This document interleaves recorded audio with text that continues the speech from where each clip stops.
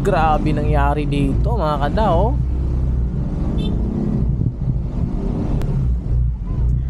Pagdaan namin dito sa Wish Service Road mga kada, ayan, nagtaka kami dahil yung mga sasakyan na kasabayan namin ay lumiko o nag-U-turn, ano. Yan, so dito ay nagtataka tayo bakit nangyari.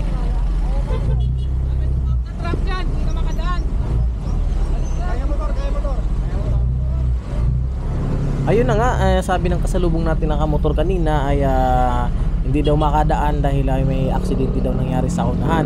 Pero sabi na yung isa ay kaya naman daw yung motor, kaya didiretso lang tayo. Di na yung mga sasakyan talaga ay bumabalik na, ano. Yan, so dito yan sa Wish Service Road mga kada, no. Puntang Villamor, Airbis, no. Maglimpas ng Merville sa Wish Service Road na. Yan yung area na yan. So dito mga kada, mga ganitong oras ay ano to one way, ano. Ayan, kaya dumiretso tayo mga kada dahil kasya naman daw yung motor. Kaya makita nyo, may mga sasakyan pa na hindi naka-U-turn. Siguro hindi rin siguro sila naniniwala kung ano nangyari sa unahan, ano. Kaya nandyan din sila. So siyempre baka makalusot sila, no. So, yan ang isip nila kasi hindi pa naman natin nakita kung ano nangyari sa unahan o kung anong sitwasyon, ano. So kaya may mga sasakyan pa na nandyan sa ating gilid.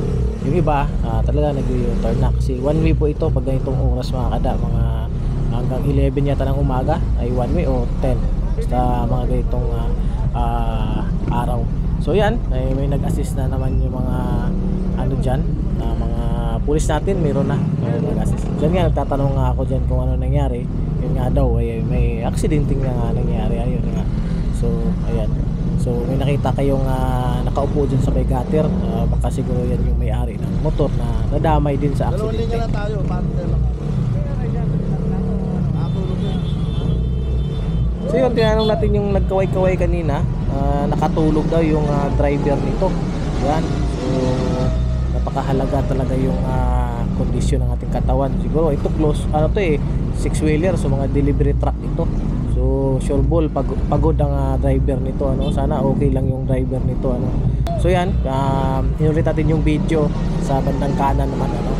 Kasi sa kaliwa yung sasakyan kasi kung saan siya galing. Yun pala, galing siya sa express sa kabila.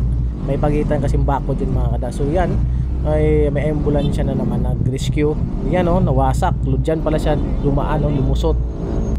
Sana wala namang malala na nangyari sa both riders at saka driver ng sasakyan, ano. So keep safe everyone mga kada. Thank you.